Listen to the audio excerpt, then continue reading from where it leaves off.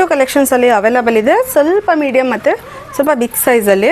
ಯಾರಿಗೆಲ್ಲ ಬೇಕಂದ್ರೆ ಸ್ಕ್ರೀನ್ಶಾಟ್ ಅವ್ರದ್ದು ಆರ್ಡರ್ ಪ್ಲೇಸ್ ಮಾಡ್ಕೊಳ್ಳಿ. ಸಿಂಗಲ್ ಬ್ಯಾಗ್ ಬಂದು ನಿಮಗೆ 680 ಪ್ಲಸ್ ಶಿಪ್ಪಿಂಗ್ ಇರುತ್ತೆ.